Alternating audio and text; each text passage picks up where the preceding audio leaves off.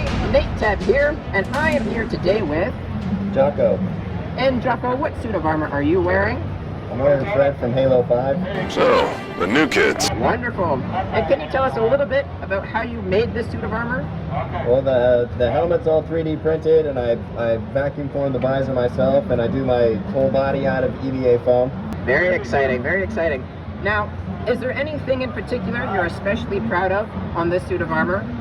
There's a lot of things, but the finish quality on my helmet I'm pretty happy with. Spent a lot of time getting it real smooth and covering all the layer lines.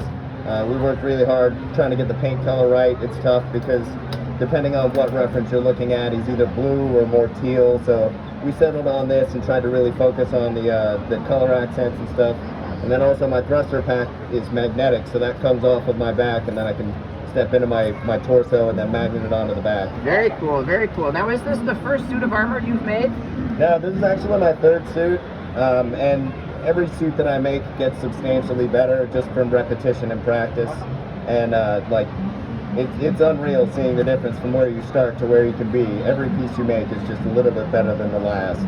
Now, if someone wanted to make a suit of armor like yours, where can they go?